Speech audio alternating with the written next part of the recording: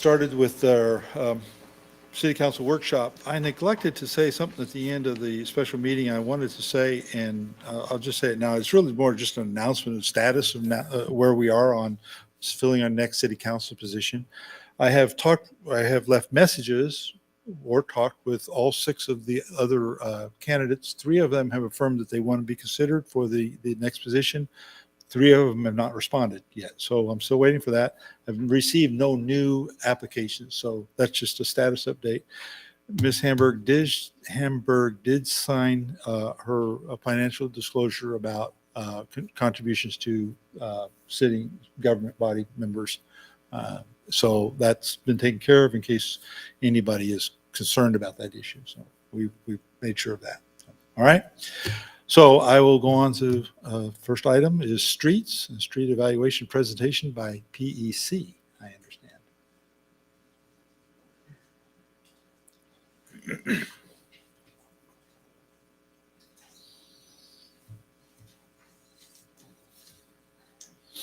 Can we get the other presentation?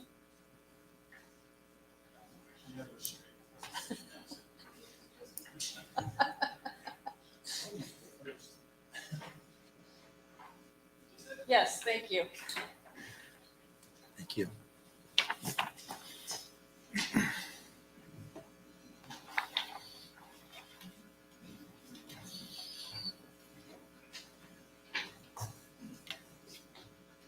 Before we get started with PEC, I just wanted to give council a brief update on kind of where we're at with the street program. I have been with the city for close to 7 years now. When I started with the city, we had, I believe, about $50,000 in funds for street repair and maintenance. And this year we have about 1.4. So we have grown by leaps and bounds. There are lots of things to do with that money, as always, and lots of programs and projects. And we started this journey with PEC because we've picked off most of the quote unquote low hanging fruit. And so with the next projects, I can identify the projects, but it's helping to get those prioritized in a fashion that will make the most sense for the city and help us keep our streets in a good and decent condition for the long term.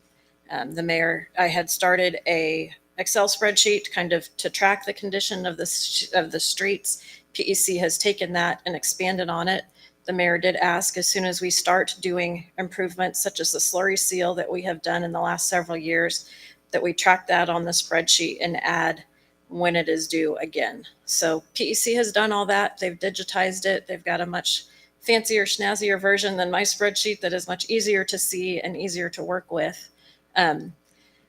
The basis of the last probably 2 to 3 years of city street work that we have done both in-house and outsourced, we have chosen neighborhoods to work on. So we have focused on a certain neighborhood, been able to get that crack sealed, thermal cracked repaired, and then typically the next year we come in with a slurry seal.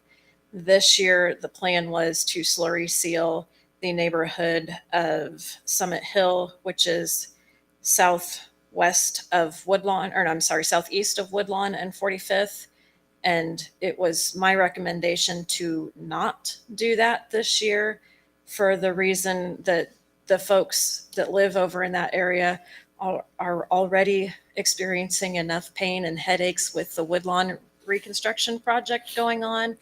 And while we're doing our best to keep them informed of traffic delays and changes to access, they're kind of constantly having to guess, where are they going to get into their neighborhood today? And we're doing, we pretty much have that down to a science, where we're doing what we can to notify them a day or so ahead of time if the access is going to be changing. But just to constantly drive through the construction area day in and day out, I understand that is not fun. It does add more time to your day, and it is more of a headache. So with that being said, I will introduce Luke and Ben with PEC and let them get on with their presentation.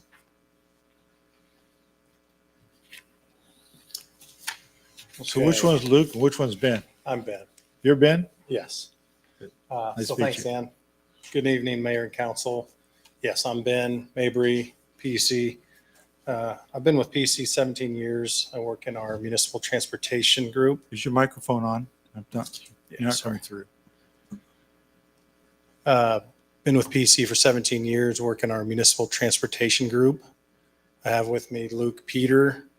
Luke's the project engineer on this street evaluation, and Luke led our efforts in doing both the collection and the assessment.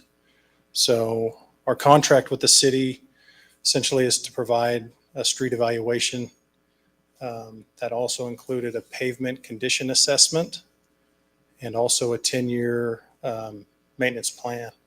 So the bulk of what we're going to cover tonight will be those two items. The evaluation method that we used is consistent with what the city has used in the past, which is the PASER method. We did use a custom app that we created to collect the information. Luke did a lot of that himself, but using a field app, either on a phone or a tablet, to collect most of that. And then all of that information gets uploaded and is housed in GIS. So it'll be easily accessible in the future and easy to update in the future. Our approach to this plan was what we're going to call a proactive asset management approach. So what that is really just prioritizing the preservation projects ahead of the reconstruction projects. And we'll get into more detail on that later, but really the main topics we want to cover are our findings. So what the assessment, really what we found. We were going to cover the pavement management system dashboard. As I understand it, we're not able to get access to the internet, so we'll have some screenshots for that. We'll cover some of the pavement treatment options moving forward, and then we'll end up with the 10-year maintenance plan recommendations. So with that, I will turn it over to Luke to go over our findings. Alrighty. Can you guys hear me okay?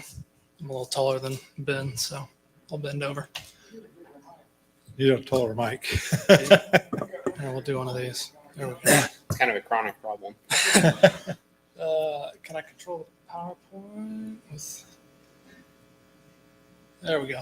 All right. So first we're going to start with the street evaluation. So basically what you're seeing on screen here is a summary of our street evaluation efforts. Basically, I walked down every street with a tablet and noted any distresses in the pavement using the PACER rating system. So you can see that's a rating system from 1 to 10, 1 being kind of failed pavement, 10 being brand new pavement. So you can see there's a couple neighborhoods that you guys are probably well aware of that are built in the 60s and 70s that have kind of fallen into that kind of poor condition. But we'll touch on that as we kind of go through this presentation. So first starting out, about 85% of Bel Aire streets are asphalt. We understand the city has kind of started a policy of designing the newer developments with concrete. So that leads us to 12.5% of these streets in Bel Aire are concrete, and that number will continue to grow if that kind of favoring concrete stays in place, and we'll touch on that with our presentation as well. Then there's about 2.5% of the streets are gravel, about 3 neighborhoods. We understand there's a lot of regular maintenance that occurs on these gravel streets, and we'll touch on the challenges of maintaining those gravel streets in this presentation as well.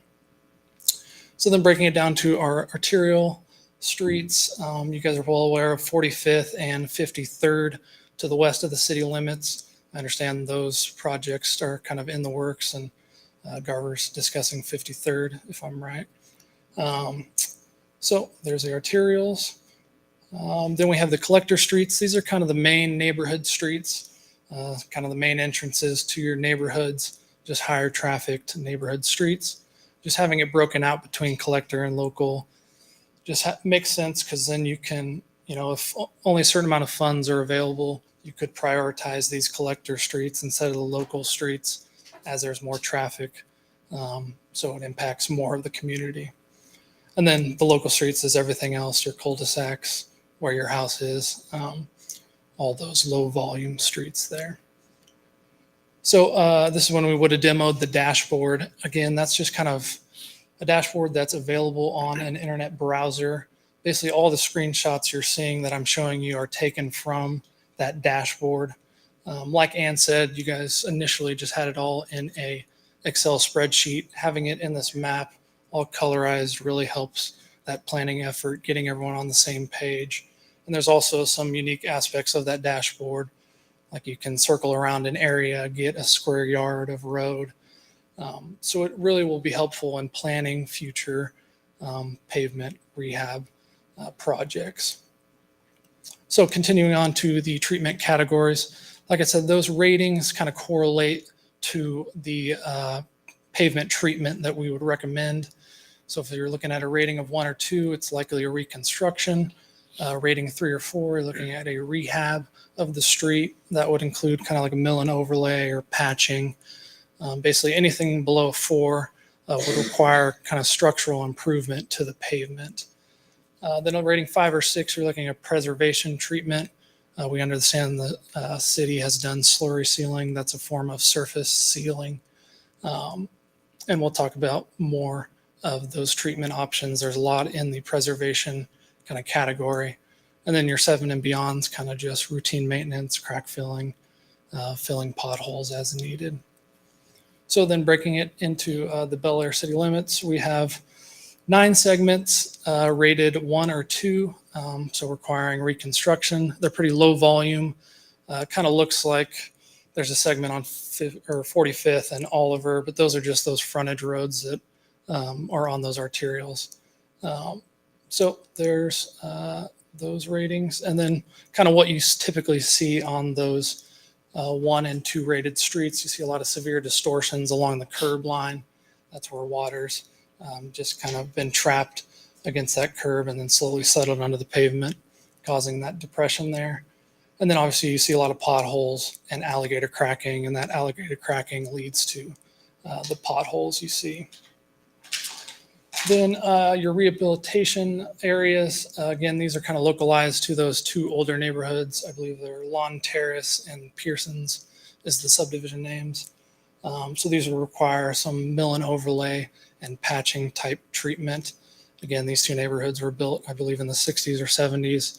So obviously we're coming up on 50 to 60 years and it's starting to show it. So what you see in these neighborhoods, a lot of edge cracking. There's been attempts to patch it over the year, but those are even starting to fall into disrepair. And you see a lot of block cracking as well. So then moving on to the 5 and 6 ratings. Again, these are kind of spread out. A lot of these have seen some sort of surface seal treatment, but they're starting to show signs of distress. You know, we've done a lot of crack sealing. Some surface seal methods have been applied, but again, it's starting to show signs of that distress and needing an updated preservation treatment to those streets. Then quickly, there's a decent amount of 7 rated streets. A lot of those are newer asphalt or recently preserved streets, or some of the concrete streets that have recently been developed. And your 8s, 9s, and 10s are, again, a lot of those concrete streets. We wouldn't have put Woodlawn as a 10 rating because hopefully eventually it will be nice and brand new and drivable. So I'll stop here and let Ben kind of discuss some of the treatments that go with these ratings. Thanks, Luke. Yeah, so now that we have kind of a feel for what the rating scores represent, and kind of also have a feel for the condition of the city streets overall, it's a question of, well, now what do we do with that information? We don't want to overcomplicate things, but there's a lot of stuff on this slide, a lot of options on the preservation category. Luke talked about these 4 general categories here. The reconstruct on the 1s and 2s, there's really nothing else you can do, right? They're in that type of shape, or that's your last resort. The 3 and 4s, that's going to involve a lot of patching. The patching work comes first, then the overlay. And then preservation. I'll hit on that a little more, but there's options there, several, and routine maintenance for the 8, 9, and 10 ratings, generally crack sealing. So with this preservation category, there was, 9 or 10 options there for the different type of surface treatments. Because there are so many options, a lot of them are viable options. I mean, they've all been used and historically have performed.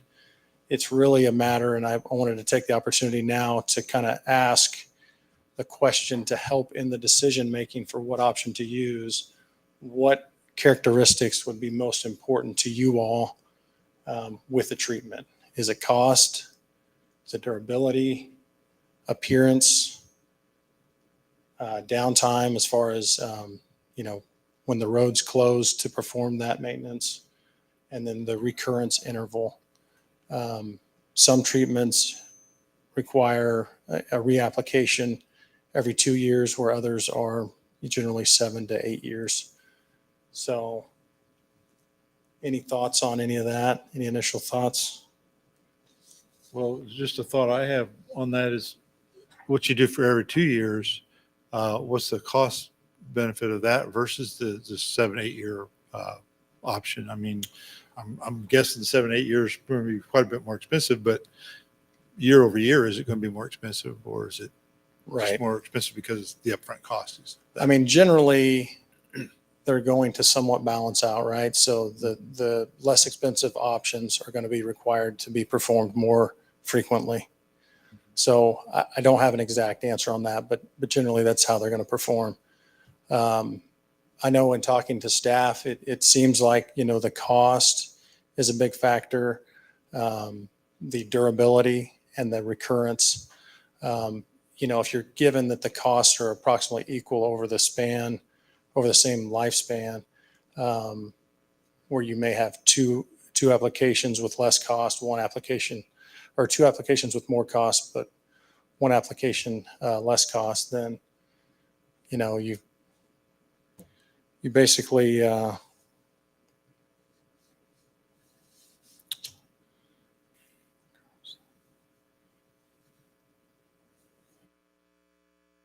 well, I just lost my train of thought completely. Sorry about that.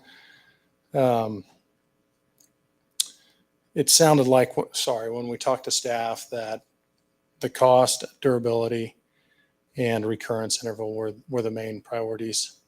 And so with that, we can certainly prepare some options, discuss options on that. The proactive asset management. So again, this approach, I mentioned that earlier, but it's an approach that prioritizes preservation over reconstruction. And so the strategy with that, the graphic that's shown on this slide, it's a pavement condition over time. So pavement condition on the left side, time on the bottom. Obviously, the condition is going to decline over time. You can see that downward curve. But with each preservation treatment, the condition gets improved. It may not take it all the way back up to how it was when it was first installed. So we want to proactively maintain the streets and avoid the dash line, which is the reconstruction trigger. Because by doing so, we're going to avoid the reconstruction cost, which is much more, versus a proactive approach where you're preserving at a lesser cost. A good analogy that I heard actually earlier this week was, if you have a fleet of 20 vehicles, 20 trucks, and an engine goes out in one of them, how do you prioritize? Are you going to prioritize replacing that engine or that truck entirely, or prioritize maintaining the other 19 to keep them in good working operation? I thought that was kind of a good analogy there. But how do you effectively do that? you have to apply the treatments at the right time. So that's going to involve applying them both when they're in good condition or fair condition. And that's going to result in the postponement of reconstruction. So that's ends up in the long run being less cost and less disruptive to traffic. The surface treatments generally, I mean, you all know that those last couple days versus a reconstruct project, which could last several months. So we are going to get to recommendations, but there were a couple other items after discussions with city staff that we felt would be important to cover. One of them was gravel roads. So by their nature, gravel roads are costly to maintain and very labor intensive maintenance as well. A rain event can change the condition of the road. So it's a kind of a never ending cycle of that maintenance. You typically have dust issues and or complaints about dust issues, and also snow removal can be a challenge as well. Based on some recent history provided by staff, of the 2.4 miles of gravel roads, those are costing annually $30,000 to maintain. Unfortunately, there's really no solution to eliminating maintenance of gravel roads. Like I said, just by their nature, they require that. We've listed some suggestions for the maintenance, and these are suggestions that city staff is already well aware of, but considering dust control, it's typical to regrade the roadway after a storm event. Evaluating the ditches to see if they would need to be regraded, applying new surface material, and then of course there is the option to pave those roadways, which can be very costly. And we know that the city has considered that option. Moving forward with it, it's really contingent upon the funds that are available, and then the public and property owner, their motivation. I mean, it's going to require funds from a lot of different places to make that happen in most cases. And the other item we wanted to cover was concrete streets. So concrete streets are typically more initial capital cost, but generally have a longer lifespan, especially if you factor in that if preservation is either minimized or ignored. Concrete streets require less maintenance, but they're going to take more time to construct or to reconstruct. And really, over the life of a street with proper maintenance, either asphalt or concrete could last anywhere from 30 to 50 years and even more with proper maintenance. This slide on the left, that graph kind of depicts the light line is the cost of concrete over time, concrete road, and the maintenance associated with. And the dark gray or black line is asphalt. Same deal, start with the initial capital cost and then the maintenance over time. So generally between the 15 and 20 year mark is where the maintenance cost for asphalt is going to catch the initial construction cost of concrete. So we do recognize there's going to be some exceptions. I mean, there's locations where you would have higher truck traffic volumes, higher speeds, more turning movements. Those may need to just require concrete straight up. In most cases, though, we've always recommended at least a bid option for concrete, so you have that comparison. And if you're getting bids in the neighborhood of 25% difference, you're probably money ahead with the concrete streets.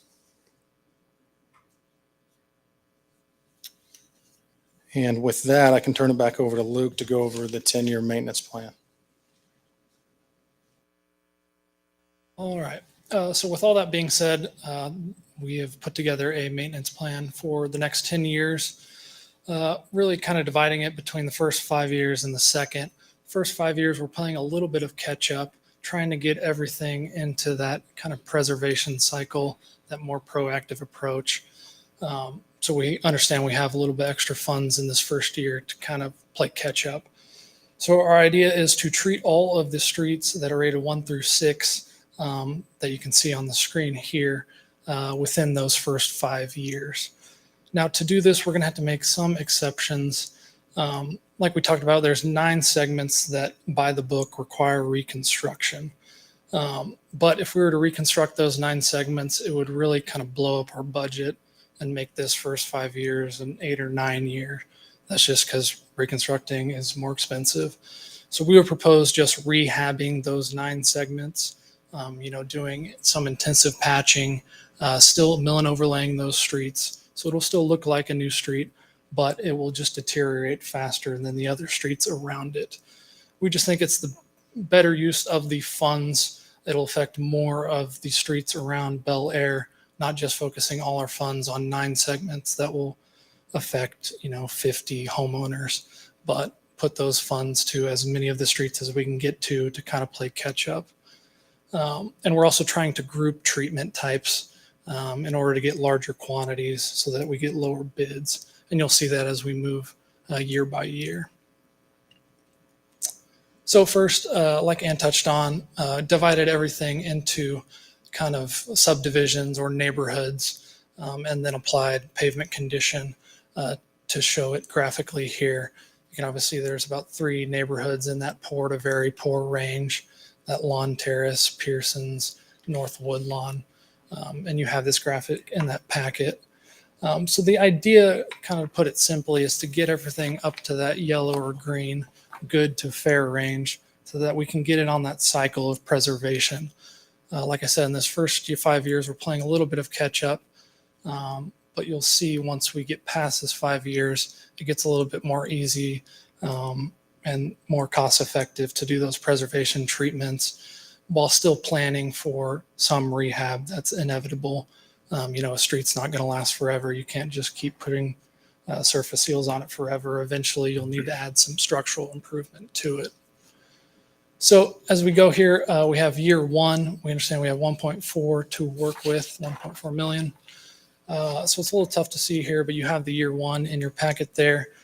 We would propose doing full depth patching to a lot of those worst rated neighborhoods, that Lawn Terrace, Pearson's, Bel Aire Village, Quail Ridge, doing all that patching within this first year ahead of all that mill and overlay, which you'll see in year 2 and 3. Also, we're going to touch on some of the arterial streets. We have flagged Oliver, the length of the city limits, to microsurface. That's a form of surface seal preservation type treatment, doing that along Oliver. And then also doing some surface seals in a couple of neighborhoods that were rated 5 or 6 to kind of keep them again in that preservation zone so that they don't fall into the costly rehab rating. So that's the first year, gets us just under 1.4. Then as we move on to year 2, we're coming back to Lawn Terrace and Pearson's and mill and overlaying those streets. The Pearson's neighborhood is so big that we had to divide it into kind of 3 years. So this year 2, we would propose mill and overlaying the collector streets. Again, those are kind of the main streets in those neighborhoods, and then coming back in year 3 and doing the local streets. The reason for that is all of our funds for this year would all go to that one neighborhood if we were to mill and overlay all of it. So it kind of made sense to do it in those chunks so that we could still do some treatments to some of the arterials. You can see we're proposing doing that microsurfacing treatment to Woodlawn, just north of the improvements that are going on now. Hopefully those improvements will be done by the time we would do any treatments to North Woodlawn. But that microsurfacing, like we touched on, is a little less intrusive, doesn't take as much time to do. So it may seem like we're hitting woodlawn a lot, but that microsurfacing could take, less than a month to do on woodlawn. So moving on to year 3, we're finishing up all the mill and overlaying on those worst rated neighborhoods, finishing up on Pearson's, North Woodlawn, and then across Woodlawn on Bowers, doing all that mill and overlay in that year 3. And you can kind of see our budget kind of trickles down to around 700K, and it will kind of slowly decrease as we go. So then year 4, we're touching some of the other neighborhoods, doing a lot of surface seal treatments. You can kind of see the neighborhoods there. Also touching Edgemore. That's getting a lot of traffic right now as kind of a detour since Woodlawn's under construction. So we would predict that Edgemore, that south portion, south of that concrete that was put in, will likely need to be treated after that construction on Woodlawn is complete. Then one thing to note is these roundabouts that are just out here that you guys probably drive every day, they're in a pretty tough shape, at least within the actual roundabout. I'm sure you've driven it, you've seen. We would propose making those roundabout segments, or at least the curves within the roundabout, concrete. We think some treatment needs to be done to the roundabouts, so we think it's more cost effective to replace those with concrete instead of going back with asphalt. Most intersections now we design for concrete. That's just because it holds up better to all that turning movement and braking as well. So that's something we can explore in year 4. And then year 5, again, we're doing some surface sealing in different neighborhoods that we haven't gotten to. This one's heavy on the preservation. And then as we go on, we kind of withhold some funds to be allocated at the discretion of city staff, city engineer, because the further out we get, it gets harder to kind of predict what these streets are going to look like. So we still want to give some flexibility as we go. We have a decent idea of what areas will need preservation or rehab, but we won't know for certain. So we want to give more flexibility as we go. So you'll see that number that we're allocating for just flexibility kind of go up as we get further on. So kind of just an update. Again, this is a graphic in your packet. Just after 5 years, if we do all these treatments, do everything perfectly, this is kind of the condition of all the pavement that we would anticipate, getting most everything up to that good to fair range. And then now we can kind of breathe easy and again, enact that more proactive approach. It'll be easier to plan for things. It'll come up that we'll need to mill and overlay or reconstruct some segments, but it'll just be easier to do that with everything kind of being on an even playing field. So here it's just going to transition from present day to 5 years from now if we were to enact that 5-year plan.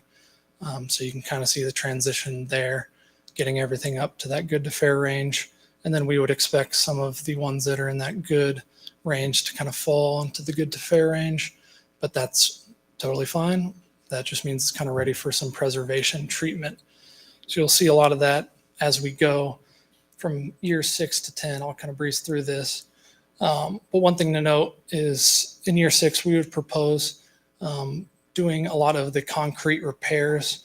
A lot of the concrete streets were put in around the same time. And we think after 6 years, you'll likely want to look into them and look at resealing or doing any repairs. And I think it makes sense to kind of do all the concrete streets all at once. So picking that year 6 to do that in, and we have some money allocated to do that there. You can see we're microsurfacing some arterial streets and preserving some neighborhoods. Year 7, again, doing more surface seals in some neighborhoods, hitting some of those arterials to the east that we didn't get to. The big chunk here is microsurfacing on Webb Road. And yeah, as we go, we're kind of trying to hover around that 600K range and still leaving some extra funds for that flexibility. I think the goal is, every 3 to 5 years doing that pavement evaluation, so that you'll have a better idea of what streets will need to be improved, just because, I can't predict the future. I wish I could, but I can't. So having that data every 3 to 5 years will help making these decisions better and confirm some of the improvements that we're proposing. So here, year 8, we're just hitting that Bel Aire Village with a mill and overlay, again, leaving $120K for discretionary funds. And year 9, again, we would propose doing some mill and overlay on Oliver, and then surface sealing the shoulders, and then hitting that neighborhood that we hit on year 1. So you can see within this 10-year maintenance plan, we're hitting multiple segments to kind of be proactive like we touched on.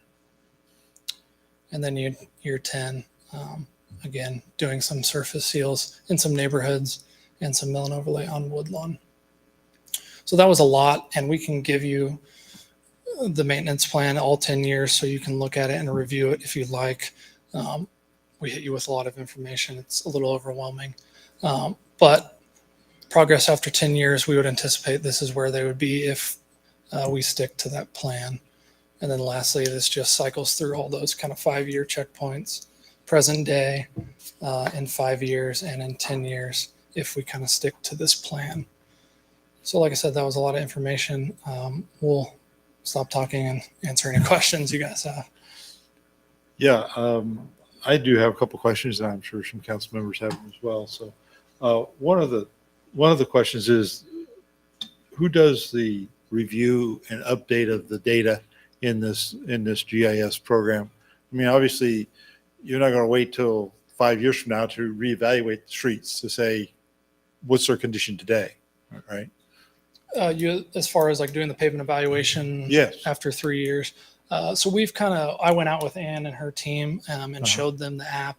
I believe we're giving them those tools to do it on your own. So Public Works and city staff can go out and evaluate the streets, and we've trained them up on basically how exactly I did it. And I think maybe you can speak on this better, the GIS part of it. Yeah, so really the whole intent with the GIS was to put it in a format that could be easily updated in the future. Right. And staff will need some training, but it's pretty basic training in order to do that. We haven't discussed with staff whether or not, they would continue to maintain that, or if we would have some involvement with that. So I think that's kind of to be determined, but it's certainly something that with a little bit of training and time on your hands, you could take on yourself. So. Okay. I guess my thinking on here is we need a plan for doing that. Okay. And I don't know if that's staff to put that plan together or you help put that plan together, but should we do a segment of these every year or evaluate, 10% of the streets every year and 10% the next year or whatever? And I don't have a design on it. I'm just looking for some guidance on it and maybe a plan that is put together and presented to say, this is how we're going to maintain this data to keep it up to date. So we're always making, or at least hopefully we're making good decisions based upon this. Right. You want to make your decisions based on the latest data. Right. And so I know Luke mentioned like a 3 to 5 year window as a minimum when you want to go back in and reevaluate. You could do it on an annual basis. There's nothing preventing you from doing that. It's just the time commitment associated with, going through that effort. So it may make sense, as you mentioned, to break it up and do a quadrant in every year or something like that, but we haven't put together a formal plan for that. So that's something we can work on. So I'm looking at some thoughts on that because I'm not the expert here. Right. We didn't get into that discussion, but I certainly think we could come up with a plan for that scenario. Thank you. Other questions? Ms. Hamburg. I was going to ask if our staff ends up doing the evaluation however, whenever they do it, do you sell them access to this app or a license fee, or how does that work? Well, the app that was developed, we took a standard app and did some custom modifications for the city of Bel Aire. So we would turn it over to you and you would have access to it. Mr. Smith? Sorry, I have a couple questions. Can you talk about your assumptions around budget and how those impacted your recommendations? So we were working under the assumption that the budget would be between 500,000 and 750,000 for maintenance, paired with the first year being a little higher. I think the 1.4, somewhere in that neighborhood.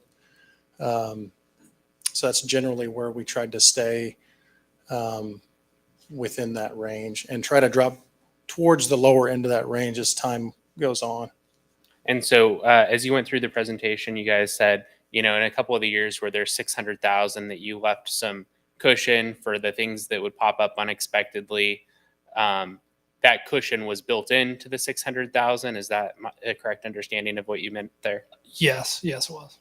Okay, thank you.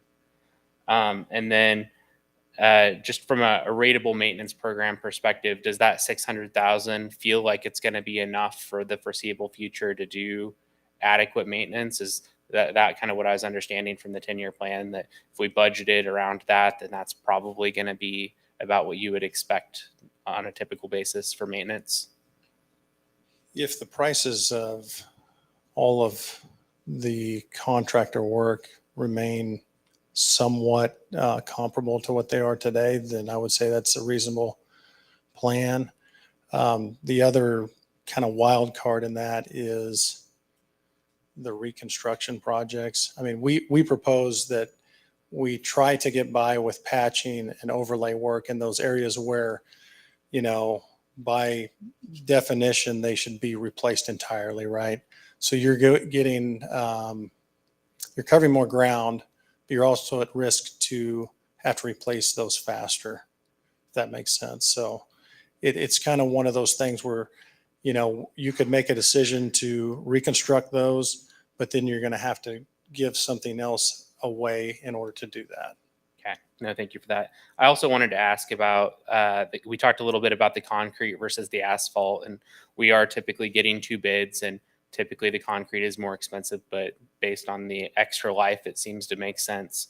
I wanted to ask, as you guys assessed the concrete streets, are you seeing that they're holding up about like you would expect for their age, or better than you would expect for their age, or not as good as you would expect for their age? I would say they're holding up as we would expect.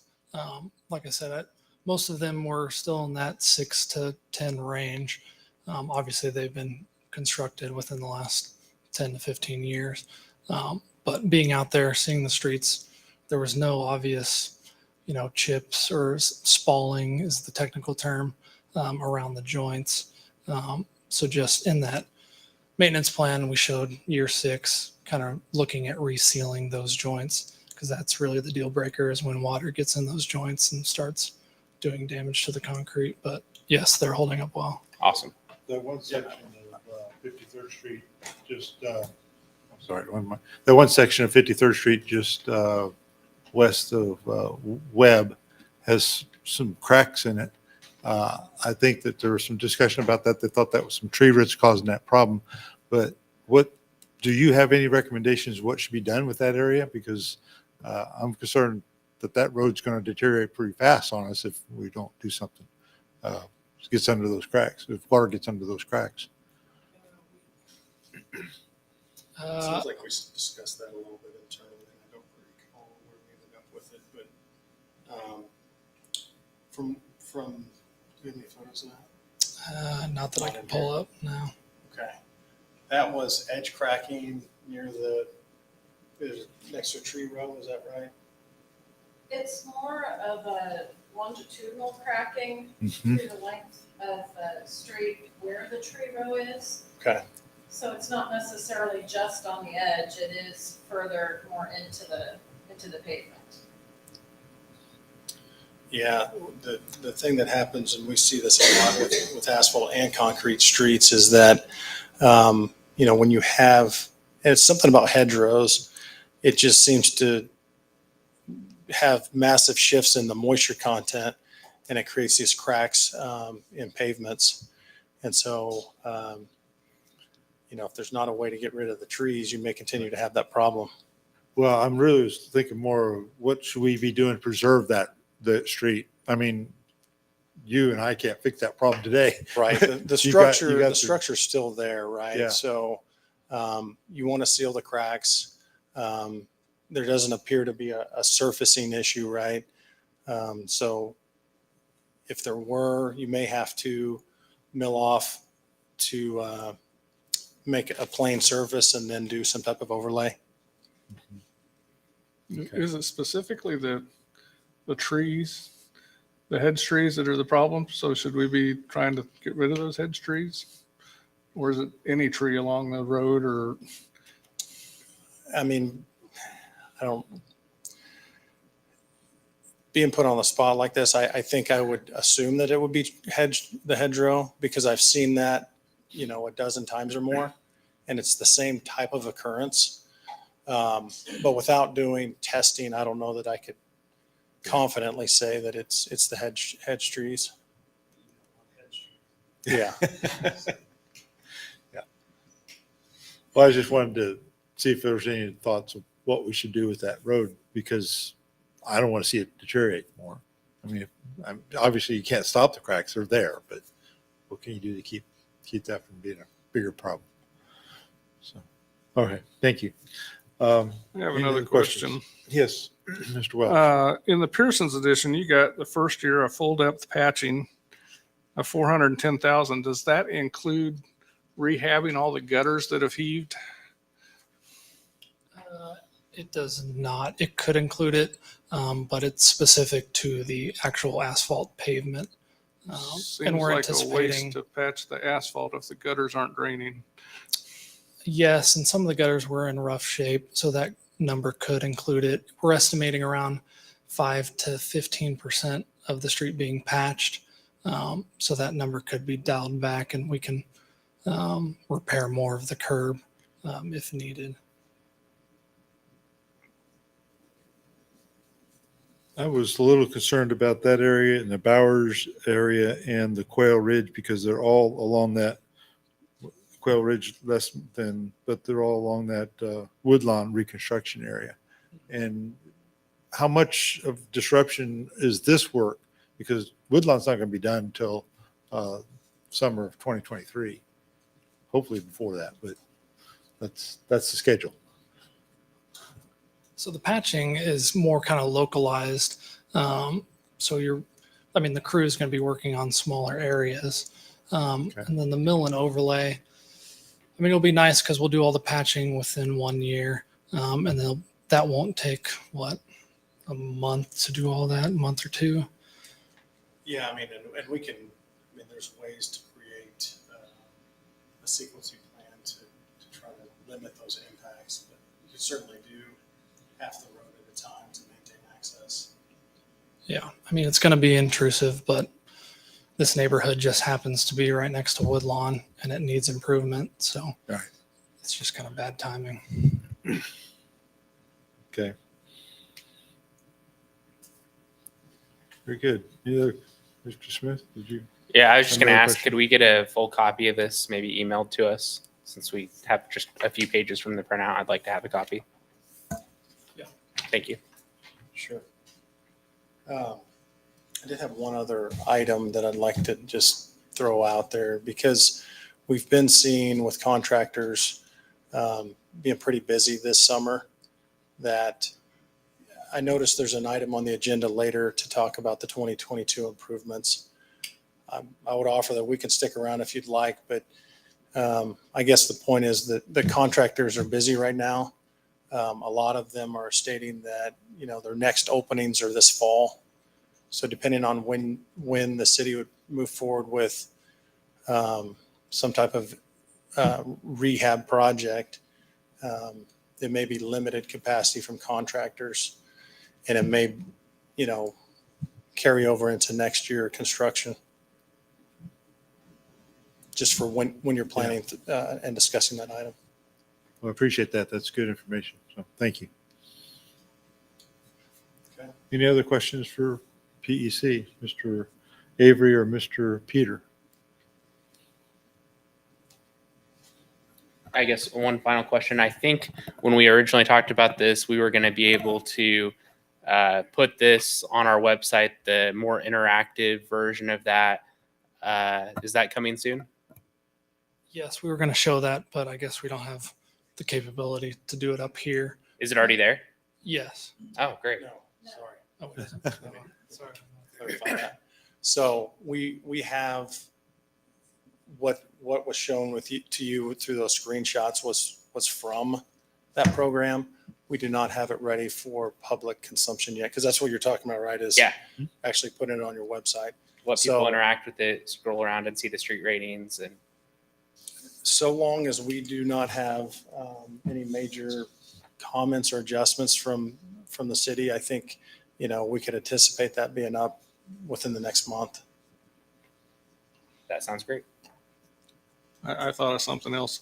On the dirt roads, you mentioned doing dust control at the start of the summer. What do you think that consists of? Start of the summer. I don't remember that one. I think that's what it said on the slide, was do it Okay. once a year just before summer or I- something like that. The dust control, obviously, if you add material, the newer material there's gonna be some dust with that. And then was there something specific to the summer? Yeah, there's different treatments out there. They don't last more than a year. So typically you have the dust problem in the summer. So you can apply some sort of chloride solution to the gravel road and that will reduce the dust. But again, if you apply that and there's a big rainstorm and you got to go out and regrade it, then all of that dust control is kind of gone. So it's more of a temporary solution, could last a summer, but it's something that still needs regular maintenance. So one good thunderstorm and we start over. Basically.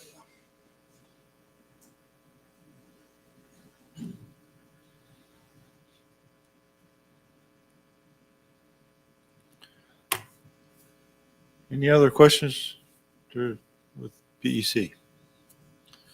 Thank you very much. We really appreciate the input and the information. This is something I really like seeing. This is good. So thank you. Next on the agenda, we have a 53rd Street update from Garver. Mr. Ken Lee. Chris Baum. Is it Chris Baum? Thank you. I'm just going to go on record and say that the mic is fine. Looks good. Well, good evening, council. Thank you for having us here tonight. Ann asked us to come and give an update of where we are on 53rd Street. Kind of just, we're not going to go real deep on anything, but kind of go over decisions that were made, things that were done on the project to give you an idea of what's going on and then where things are going to be going on it. And then when we get towards the end of it, Chris is going to talk a little bit about financing, because one of the concerns is right now there's no money available, and our friends at PEC are spending all of your money taking care of the roads we got. So coming up with more money is one of the things you're going to have to figure out what to do in the next few years. So I'm going to start with the project design update, where I'll go through some of the things we've done on the project as far as decisions made, why we made them, and where things are at. So right now, we turned in 30% plans earlier this year and reviewed them. We sat down, went through those with her, and then we just submitted the 90% plans here about a week ago. They're in the process of being reviewed by Public Works staff and Ann, making sure that they're satisfied with everything. We've also given them to utility companies to discuss locations in the plans, and then there will probably be some relocations that'll have to be, there will be some relocations that are part of the project. We've got some pedestals that are going to end up being in the way of the widening at 53rd and Woodlawn. We've got some lines that will be underneath the future pavement, and whether or not they want to leave their line there or whether or not they want to relocate clear of the pavement. The work we're doing here isn't really this is a solution that'll get us by for quite a while, but at some point in time, this road will need to be replaced with a curb and gutter, 3-lane roadway at some point, but it's probably decades away at this point. So it's up to them. So there's still some work to be done with the utility companies in terms of relocation. My plan is to have that coordination meeting sometime next month, is to go meet with them, go through the plans, give them some time to look at these 90% plans, and then meet with Ann and those folks and do that. And then taking the final comments that we get from Public Works staff and the utility companies, have the plans ready by midsummer. Obviously, we're kind of in a spot where there's no financing available for the project, so it's going to be just kind of a shovel-ready thing at that point. And but we want to have those ready so if funding does become available. Our updated estimated cost based on the office, or this 90% check, is at $2.455 million. It was $2 million before, but prices have risen. We did add some sidewalk in there that wasn't originally budgeted into the project. And so that cost is a little bit higher. $2 million of that is construction cost. The other $455,000 includes engineering design, the staking, observation, right-of-way and easement acquisition, geotechnical and hydro excavation services. A little bit of that's already been done on the geotechnical and hydro excavation side, but during construction, you could end up with a little bit more of that, where just checking for stuff when you get to some of the final spots, particularly if new utilities have been put in the meantime. And when I was out there doing hydro-ex, I met out with Kinetic Industries to do hydro excavation.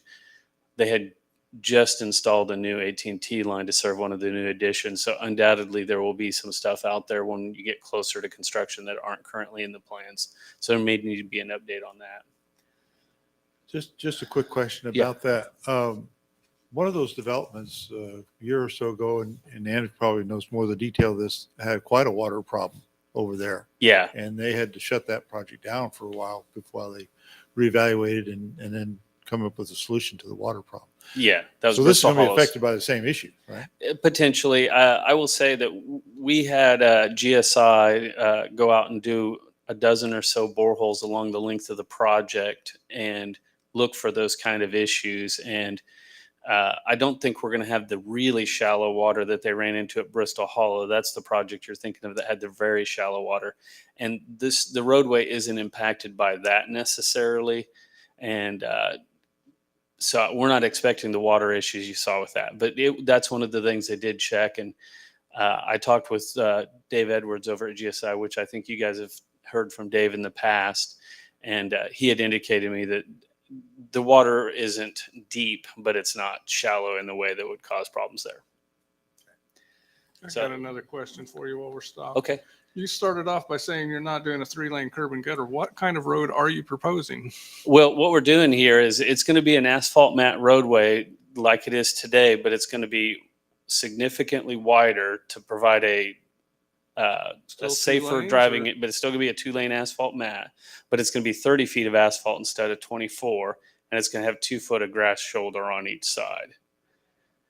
So it'll provide a safer environment. Going to the curb and gutter would have cost you another $1 million for this project to go full blown. When you start getting into additional storm sewer costs and those kind of things, you'd be going another $1 million higher for sure. So Just 1 million, or would it be like 10 million? Because Woodlawn's costing us 10 million for a mile. So I'm just wondering. I'd have to do a full cost estimate to give you that answer specifically. Okay. But be a lot more. it's significantly higher cost to go to a curb and gutter in this situation. And so one of the things, on an aside about that, when I was talking with Dave about the roadway, he said one of the big reasons that's driving the failures of the current roadway, he said the material in the roadway is not bad. The problem is the road is so narrow that cars are driving right at the edge of the asphalt, and that shoulder just doesn't provide the support necessary, that slope. So the road is actually failing outward because the road is so narrow right now. So by going with a much wider roadway with a 2 foot dirt shoulder on each side or grass shoulder on each side, we're going to be pulling that traffic loading further away from the edge. So you're less likely to have those kind of subgrade failures you're seeing today. Okay, so that begs the question, why don't we just widen the roadway if the surface material is not really that bad? Add 4 foot or whatever it is of, That is what we're doing. We are rebuilding the roadway no, to do leave that. what's there and add 4 foot on either side. Instead of ripping everything out and starting over is what I'll get into that in a second. okay. I'll wait. So there are some cost drivers on the project. One of the significant costs is we've got existing pavement, and what do we do with that? Right now, our estimate shows $146,000 in there to remove that. And we're working with GSI to talk about maybe milling that up in place and mixing it in and incorporating it into the subgrade. Dave said he thinks that's probably a viable option. The thing I need to do is actually take that information to some contractors and find out if it's really a cost-effective option, or are they going to charge just as much to mill it as it would take to haul it off. So that's something we're still working on as we get to the final part of the plans, is what is the best balance there on that. One of the things that's asked is go ahead and show sidewalk on the project as an add alternate, and it's a significant cost driver, but it would provide a safe route to school. We've got several new additions that are going in on the south side of the road, and they're going to just keep coming. I mean, there's more plans coming for more of those. And it also, overall, for the community, for folks who want to make a way to bike around, it gives them a safer way to get across from Oliver to Woodlawn. So it's worth including. When we do that, it would be done as an add alternate to the project, though, just so you'd be able to determine whether or not you'd want to do that. Drainage structures, of course, any project, this project, even if it's not a full-blown curb and gutter, there's still a lot of cross-street structures that need to be replaced. And one of them is a decent-sized box. And then, of course, the proposed paving and base that are put under the road, that's another significant driver. We're making some geometric improvements, and one of the most noticeable ones that everybody will see when they drive the project, and you can see in the picture there on the right, the way that Woodlawn is currently constructed compared to the way that 53rd is constructed on the west side compared to where it is on the east side has created a situation where eastbound traffic on 53rd, your headlights are directly in the face of the people who are coming from the other direction. And that combined with the vertical geometry, the road is fairly steep. It's got over a 3% slope as it approaches that intersection. If you're sitting there at night, you're getting blinded by the cars on the other side. So we're going to end up shifting the road to the south to improve that. So the turn lanes will be lined up directly opposite one another. And we're actually shifting the vertical alignment somewhat to create a situation where it's slightly flatter. It's still going to have a drop because we're stuck with the topography out there, but we're going to improve that and make it to where it's not as bad. So the headlights aren't tilted up quite as much with the hope of that. And then to your question earlier about why aren't we just replacing the whole road in place, the whole north side of that primarily is a very narrow street right-of-way. And if we widened everything in place, we'd have to buy right-of-way the full length of the project, including some folks who, history suggests that it would end up being a condemnation type of case. They wouldn't willingly sell the property. So if you just replaced the whole road and went wider, if you took the whole road and went wider, we'd start getting into regrading the north ditch. So the last bullet point there about the road being adjusted 4 feet south, what that allows us to do is just not even touch that right of way on the north side past the center line of the flow line of the ditch and maintain that existing right of way. So it saves the city a significant amount of money in terms of right of way acquisition and dealing with neighbors that aren't residents of Bel Aire. They don't have any, investment in Bel Aire. So that's why we offset the road to the south, and that combined with the geometric things that I just mentioned at each intersection, it'll be better served in that respect. One of the other items that we looked at on the project is you have the 53rd Street lift station. It's not a very safe work environment for employees right now. That road is narrow and steep, and they have difficulty accessing into the lift station. We had done a different lift station over at 53rd and Webb, or north of 53rd and Webb, with one of our projects, and they asked us to evaluate whether or not we could actually improve the opening and make it bigger and easier to get into. But the layout of the equipment inside of there is such that we couldn't do it without it coming in on the west side of the building. And there's a drainage channel on that west side that right now, as things stand today, prevents that from being done. The developer is talking about making some changes out there, though, and the time may come where that may be changed. But for now, we're stuck with the opening we have, because trying to realign that channel and such, it just adds cost to a project that already, limited funds available. The one thing we are going to recommend doing is, and I didn't mean to do that. The one thing we are talking about doing is the driveway here is only one vehicle width wide. And what we're going to do is we're going to have a much wider driveway so they can park up to 3 vehicles on that driveway in front of it. So if you got more than one employee out there, you don't have a car sitting on the side of the road just in danger of being hit. So we wanted to provide a safer work environment for the employees there. And we did some hydro excavation in the area around here, because there's gas lines and potable, there's CCUA lines that run through that area and known potable water lines that run through there. So we did do some checking there, since we're going to be messing with the grading there to make sure that we didn't create any issues. We are also going to raise the vertical geometry of the roadway there a little bit to flatten out that driveway, because it's fairly steep. And if we're widening the road to the south, we have to raise the road up to not make it a steeper, more perilous situation. So we are adjusting that road up a little bit as well. And then, of course, with all the developments going along, a big part of the process here is, looking at the existing roadways, the future roadways, thinking about what's going to be going on. We were talking with Ann, we're replacing all of the roadway connections that we're doing will be replaced with like type of material treatment. So if it's a concrete driveway or a concrete entrance road, it gets concrete. If it's an asphalt driveway, we do asphalt.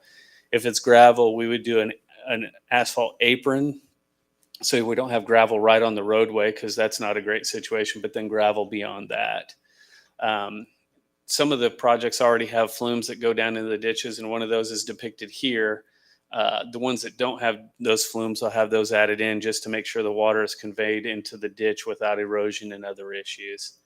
And then our traffic control plan will be designed. We want to make sure that everybody can get to their property throughout construction. We did talk with Ann about doing deceleration lanes into the subdivisions, and she felt like that would be a direct benefit only to those additions, or primarily to those additions. So she asked me to reach out to the developers, and there was no interest in adding that cost into their projects. They did not want to add deceleration lanes. So those are not included at this time. Sidewalk improvements, I mentioned that one of the things we talked about would be adding a sidewalk. Right now it's shown as a 6-foot sidewalk along the south right-of-way line. It'll be included as an alternate option. We would add wheelchair ramps at public road crossings. And then there's actually a couple spots too where, due to channels and creeks, I don't have a bullet point on this, the offsite drainage running through there, we're actually going to move the sidewalk closer to the roadway to minimize drainage structure costs, and then have it meander back out. So it won't be just along the south. It'll roll in at some points a little closer, so we can reduce the cost of our drainage structures out there. And then Chris, when he was doing his QA/QC review, we had the sidewalk connecting into the shoulder at each end, and he's like, well, we need to make sure we provide a safe environment. So we've added stop signs as bicyclists or pedestrians come up from the east or west up to that edge of the roadway. We're recommending stop signs to be installed there to force users of the sidewalk to stop before they enter onto either Woodlawn or Oliver, just so we don't have a situation so a bicyclist goes swinging out there without stopping. So that's one thing we decided to add as part of our QA/QC process. Just a quick question about that. Did I hear you right? You said a 6-foot sidewalk? Yeah, that's what we've got proposed right now. Be a 10-foot for that type of use? It's better for 10 foot, but it's not required. There's plenty of sidewalks around that folks ride on. It's not going to be a true multi-use path. We're not proposing a true multi-use path here. I envision more bicyclists probably use that than pedestrians, but I don't know that. I mean, that's just the way I see it. Yeah. And I will say that the cross-section grading, there is much wider right-of-way on the south side. There's plenty of room to do a 10-foot wide path. So if we got great prices, it's certainly something that you could do. It would, the geometry out there would, except for like at the very ends where we're widening the roadway out for the turn lanes at each end, the rest of it, you could easily go to a 10-foot path with almost no change to the plans other than just the cost of the concrete. But if you go from 6 foot to 10 foot, you've just added, what would that be? 66% to the price of your sidewalk. So instead of being a $150,000 item, you're looking at it being a $225,000 item or $240,000 item. So it's a significant cost increase. Not to say that you shouldn't do it, but that's why we went with that route, is just trying to provide that benefit without overwhelming the project cost. Are the multi-use paths typically asphalt or concrete? They vary. Wichita has started going almost all concrete on those just for durability, because I take my bike down to the K96 bike path, which is asphalt in a lot of portions, and it's about 15 years old and it's not great. That the asphalt, just like the conversation earlier about maintenance and all that, if you aren't maintaining it, it's not going to last, and those bike paths get no maintenance. So generally I would say concrete. Construction traffic control, as I mentioned earlier, it's going to be important to maintain access to all the properties along the route throughout construction. We've got different stakeholders that are involved. Not all of them are along the route, but we've got Sedgwick County EMS, USD 259, Bel Aire PD, adjacent property owners, everybody. Those all have to be factored into the discussion on construction traffic control and making sure that folks have access. The Woodlawn project, when you think about that, decisions on which way the road was routed during construction, EMS had a big impact on that kind of thought. So those will all be factored in, and those have been thought of as far as what we're thinking as much as we can. So we're breaking this project into 3 phases, and I guess I have phase 2 twice, but the orange is phase 3. So yeah, but phase 1 is this. Is the red one here at the east end of the project. And since there's no property owners on this project, there's no driveways or anything that abut it, our recommendation is to actually just close that road down completely to get that done more quickly. When you shut the road down completely, you can cut your construction time down significantly by doing that. And so what we would do during phase 1 is the westerly 2/3 of the road would be two-way traffic each way. Then phase 2 would be our phase 2 is the north side improvements, and we would carry the traffic eastbound. That's the natural flow of the road is eastbound. That takes the traffic towards the school. So Isley folks trying to get to Isley in the morning, they would still be able to get to Isley easily, or Northeast Magnet. So that's the plan on phase 2, is to keep it eastbound when we're doing the northbound improvements. And at that point, this east end would be completed. Phase 3 would be the southbound improvements, or south half improvements. Right now we're showing it westbound on our plan, but I know I've talked with Ann a little bit about the fact that we would want to talk about, do you think about going ahead and carrying it eastbound so the school traffic can get there more easily in the morning? So that's one thing that we're still kind of finalizing. And of course, any of this will be done with the fact that driveways that are in conflict with the phase would remain open during construction. The contractor would need to maintain access for folks into there. And then let me just jump back to one thing. When I was talking with Dave, and it kind of falls to what the gentleman from PEC were saying earlier. Dave and I are talking about the pavement section, the final pavement section. What do we need to have? And he said the irony of not having money to do the project right now is it's not all bad, because the more construction that gets done on the homes in there, the more homes that are built, the more that's done. That's fewer concrete trucks running on that pavement at a later date, wearing it out.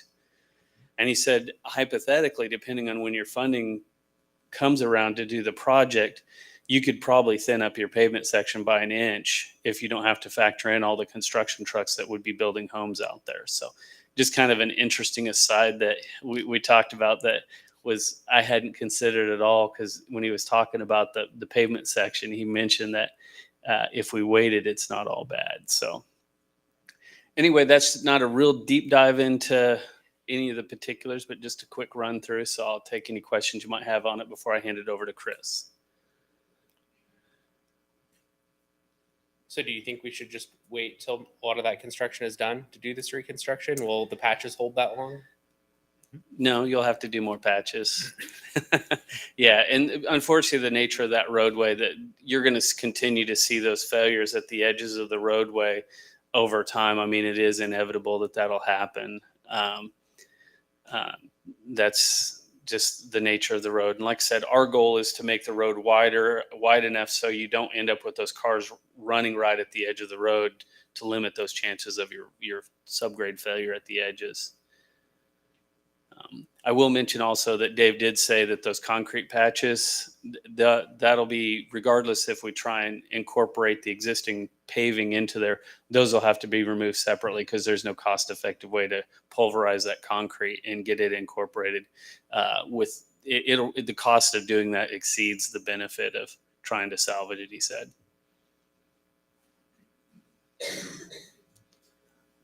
Well, if you don't have any questions, I'll switch over and Chris will talk about project funding. So, thank you all for having us out tonight. We really appreciate it. I'm going to touch on some funding options. Okay, so this is very high level, and it's kind of geared towards the transportation side of things, but there's a lot of money available in different arenas and different areas. So you could always look at money for water treatment or water distribution. You know, I'm not going to talk about that. I'm going to talk about some of the federal programs that exist, a little bit about the state, just give you some ideas that you could consider moving forward. So with that, the quote, because that's where the money is, was said by Slick Willie Sutton, who was a bank robber in the 40s and 50s. Obviously, he was arrested around 1951. That was a response to a reporter who asked him the question, why do you rob banks? Because that's where the money is. So you want to be a little bit like Slick Willie Sutton. Where is the money? That's where you would go. So we all have that in common with Mr. Sutton. So we're very fortunate at Garver to have Bob Cook on our staff. Bob is our government liaison for all of our footprint of Garver. He has extensive experience on the congressional staff in Washington, D.C. with the Wisconsin DOT. He's worked in private sector companies getting federal funding, and he actually moved from one of those positions to become a vice president for the Milwaukee Bucks because he worked for 2 years to fund their new arena. So we're very happy to have him as a member of our Garver team, and much of the information I'm providing you tonight is from him. So he is the expert. I'm the messenger for this evening. So 3 major federal funding pathways exist. Formula funding, so you see that all the time. That comes through the KDOT, and locally that comes through the WAMPO. There are discretionary grants. We're going to talk about the Infrastructure and Jobs program in a second. Within that are some discretionary grants that you can consider. And then there's community-directed spending, and I'll hit that last. So there it is, the Infrastructure Investment and Jobs Act. Cover sheets right there, 465 pages. It's not written inefficiently. It's high. I mean, if you take a look at it, and I recommend that you do, I mean, it's efficient, easily accessible information. It's pretty remarkable, but it's a big document. Bob's been through the whole thing. So the overarching parts of this, and I'm going to tell you right off the bat, they are not applicable particularly to 53rd Street North. But this is kind of how this program lays out. There were RAISE grants, so Rebuilding American Infrastructure. Those were due this year, April 14th. That's the first year cycle of the availability of those funds. And that's more of the heavier transit type projects that you could apply for. They were very flexible in use. Communities had flexibility in how they approached the federal government in the use of the funds. But it was much more geared towards safety, sustainability, equity, economic competitiveness, mobility, and community connectivity. And those are themes that'll be common to any of the things we talk about tonight. Those are some of the underlying fundamental goals of this plan. Due at the end of this month are the infra grants, and that's heavy freight, more regional and national type transportation programs, and then mega projects. Those are geared for larger cities that have a big need. It's something like the arena that we talked about for the Milwaukee Bucks might fall into a category like that. And again, they're more rigid in their structure, so it's much more prescriptive in how you go after that money. For what you're doing here, these probably aren't the pieces that you would pursue. However, they do continue in duration over a 4-year period through 2026. So annually, they'll come back up for consideration.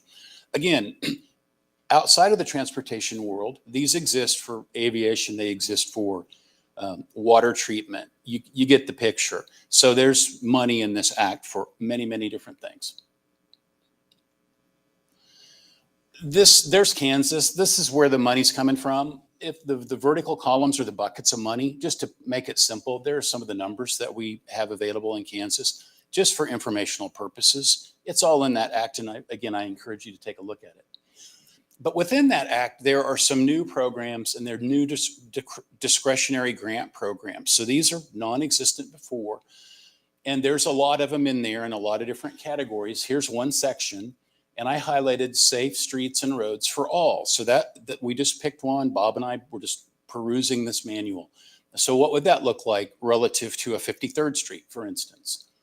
Okay, so that has $5 billion nationwide. It opens up later this month. And what it looks for is a community that has a Vision Zero or a Fatality Zero program, safety program to help prevent fatalities. So step one, you need to have a safety plan, a Vision Zero plan. And step two, you could come in on a subsequent year and ask for funding for elements of that plan. So through the WAMPO has a Vision Zero plan in place. That's not by community. It's just a general arching goal. You could conceivably apply for funding to do a Fatality Zero grant, fund the study with a list of recommendations, and the subsequent years try to fund pieces of it. Maybe that is a sidewalk on 53rd Street from Oliver to Woodlawn that services a brand new subdivision corridor. Maybe it's some other spot in town that would allow you to free money up from that and move it into your roadway fund. You're talking about roads tonight, have a lot of road information. Anyway, just a thought. Another one is, this is a carbon reduction program. Now this is going to come through KDOT and then it will come through WAMPO. So it can either be added to one of their programs or they could create a new program. And it's carbon reduction. And what that means, and I cut part of that out, you can develop infrastructure such as bike lanes and pathways and pedestrian walkways. So it's another federal form of money that will be coming to our area in Kansas, WAMPO, that will be available. It'll open up later in the summer. That's to keep our radar on and take a look for. Again, you're looking for pieces of money that could help you with a project like this. So I'm going to take a break from federal and I'm going to move right to KDOT, and that's their cost share program. So the KDOT cost share program, and Ann mentioned she's utilized this before without success thus far. However, it's a KDOT money, period. So there are no federal requirements. For instance, on a federally funded project, there's a right-of-way acquisition process you have to follow. It's prescriptive. You have to do it. On a cost share program with KDOT, the jurisdiction can acquire right-of-way the way you normally do. Similarly, with a quick review by KDOT, you don't go through the extensive KDOT process and the federal funding process. You don't have Davis-Bacon and all those other requirements, Buy American, all these things that come with federally funded dollars. So that's really great. There's $1 million funding cap right now. So you could get $1 million if you had a successful application. Well, $1 million's better than zero. And out of a $2.5 million project, you'd be at what, 60% city funding, if you could come up with it. There's a 15% cost share minimum, but you score better the higher your level of funding. So if you had really a great level of funding, like 60%, you move up higher on the list. They're very competitive. I mean, a lot of communities go after the cost share program in Kansas.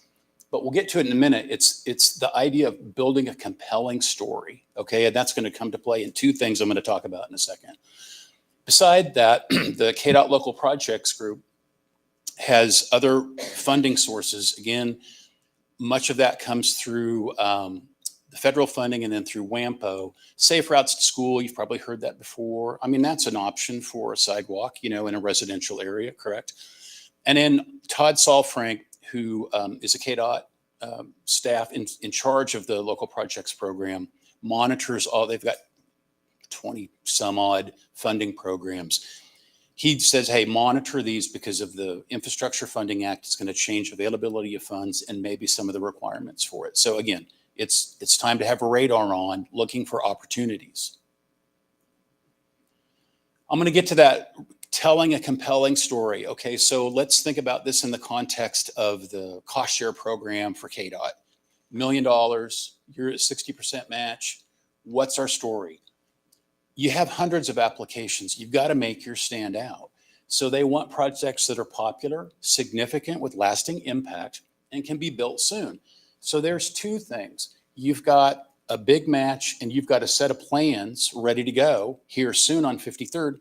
And that's really great. And it's excellent foresight to pre-position yourself to look for the availability of funding. I mean, that's outstanding.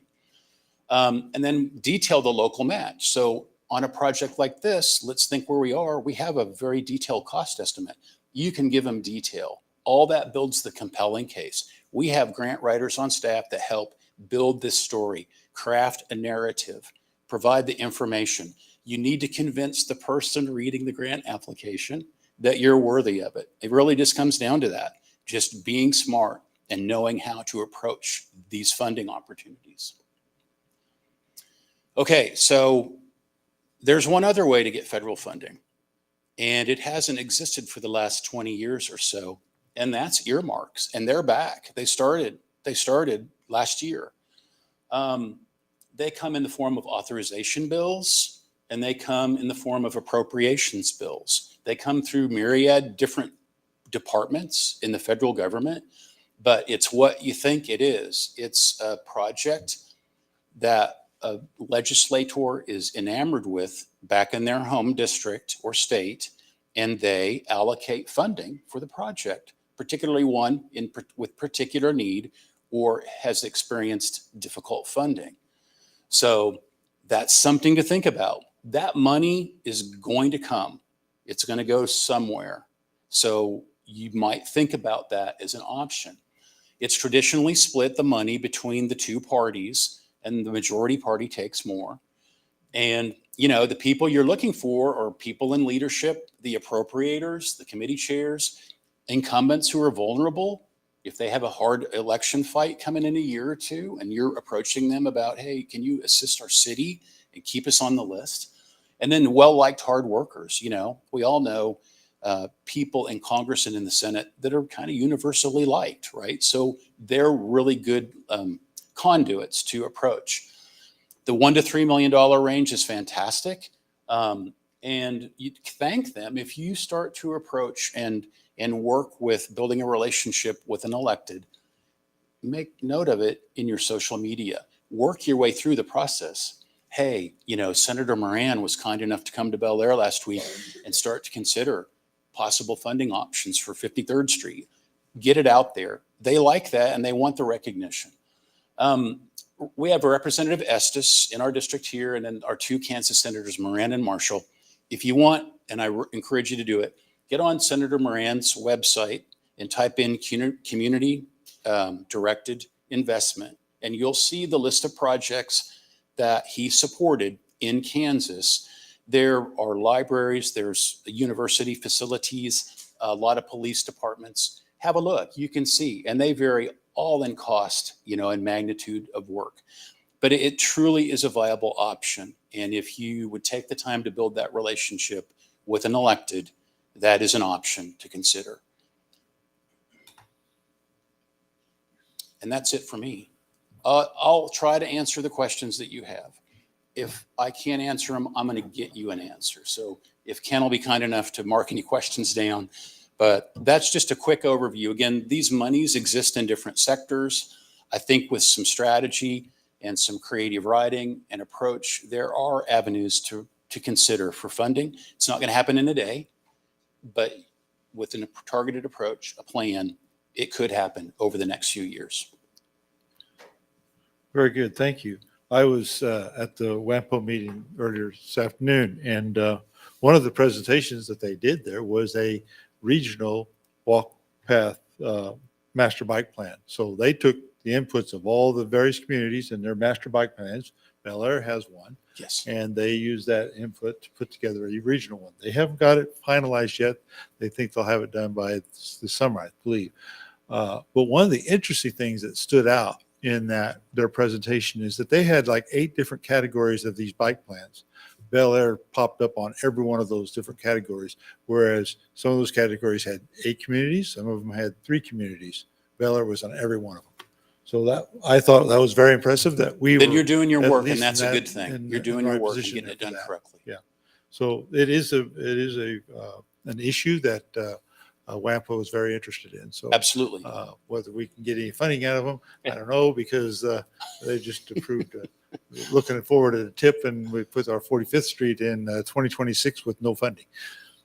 So that's our tip is Yeah, it's 2026 with if funds become available. So. And you'd want to be, so strategically, you'd want to think about that for a second, because you know what you could get through WAMPO, what projects would fit the WAMPO mold.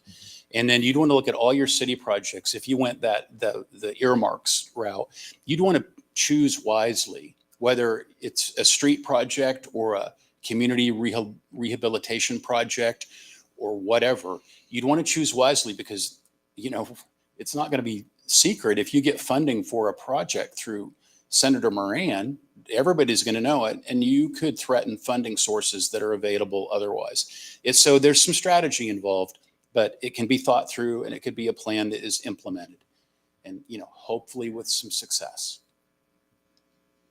Mr. Mayor. I think you mentioned that you have some grant writers on staff. Can you talk about that and how do you offer that as a service, or how does that work? We can offer that as a service. We'll be on the lookout on 53rd because we want you to be successful. That's our goal. Some communities hire us to do it. Other communities just have to have us do a little bit and help compile some information. Some say, you guys write it. We'll give you everything. There's a whole different approach. I to ask Bob, and I said, so what's the stats here?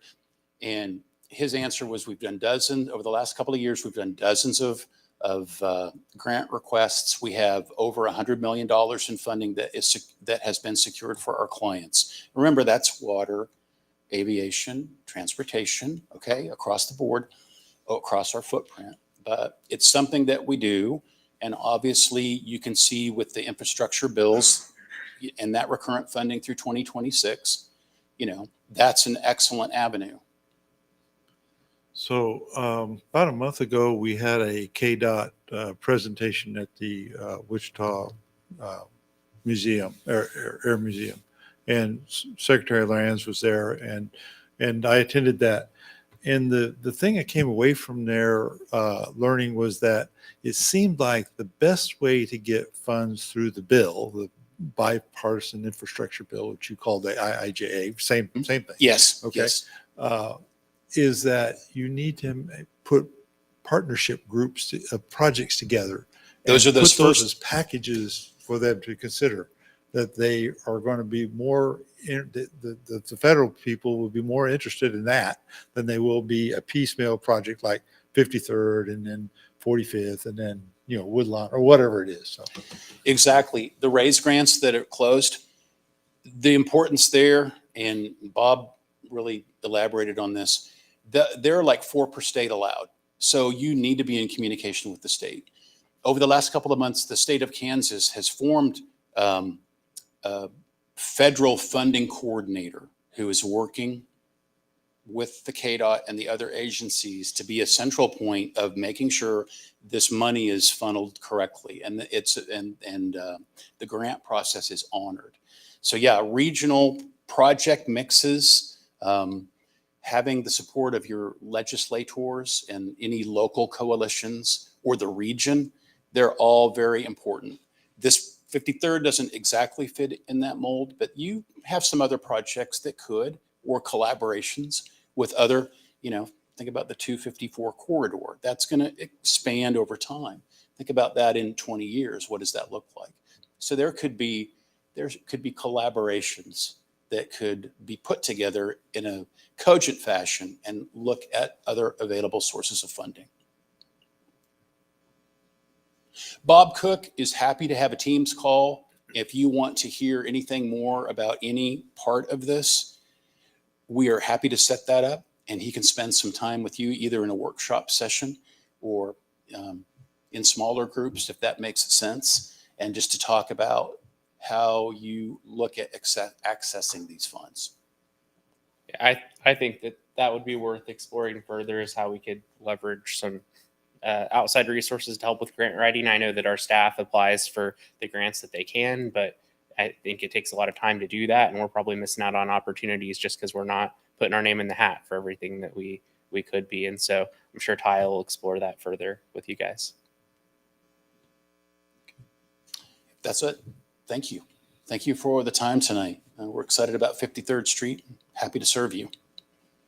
Have a good evening. All right, thank you. All right. The next item we have on the agenda is the 2022 street improvements. And I think we just had the proposal given to us, didn't we? That's it, all the money's gone. So is that Ann going to take that, or are you going to take that, Ty? So you've heard a lot of presentations, and I've just got a couple slides that I want to go through to help you with your decisions, because it's time to make some decisions. And one of the questions you're going to have is how much we have to spend. And I've got that for you. So really, you've heard the PEC presentation. I think it's a good I think it's a good plan. I think it's something that we should start following. What you did here is, and they, as they stated, it's mostly preservation. They also mentioned that there are some reconstruction projects they didn't address, and those are out there. They're not going to go away, as they had talked about. Dan and I just kind of went through and talked about some of the major improvements on our arterial streets that, if we want to replace Oliver, if we want to widen Rock Road, we've got Webb Road that needs work, Greenwich. There's about $32 million worth of stuff that our artillery roads need improvements. PEC on the residential side had, this is from their report, 1.4 million this year, and then it kind of goes down a little bit. Again, that's all preservation. No, there was no reconstruction in there. But when they rated that, there were some roads that needed reconstructed. So we know that's out there. So how much do you have? We know that you've got 1.4 million to spend for this year. You could tell staff that you want to accept the recommendations of PEC to do all of that preservation stuff. I think that's a good step. That would cover a lot of streets. A lot of people would see road improvements being done. We've got 1.6 million in ARPA funds. So if you wanted to start tackling some reconstruction projects, we could look at using those funds for that. And then, of course, the land bank has got about $3.4 million in that fund. Now, it's a little difficult, and I'm not sure that we could legally move the money out of the land bank fund. But what we can do is use the land bank fund to make debt service payments. And that would reduce the amount of general fund money that we would have to pay for debt service. So that actually frees that up in the general fund. So technically that money is there to be spent if you're interested. Of course, the other option is putting that towards debt, and that land debt, and that would basically pay off the last few years of debt so that that land debt would be gone quicker. So again, like I said, options, you got the 1.4 million. We can do what PEC recommended. We could spend ARPA. We could do a mill and overlay on 45th Street. We could rebuild some of the streets that they suggested needed rebuilt. Another option to look at, if you really wanted to get serious about doing a lot of street repairs, we could go out and identify $10 million worth of projects you want to do and bond it. And then what we would do is we could, as I mentioned earlier, we would use our land bank funds to make debt service payments. We could then use the money that we were going to transfer from the general fund to pay that, which would equate to about $340,000 annually that you would have to spend towards debt service. So again, just some thoughts for you to think about.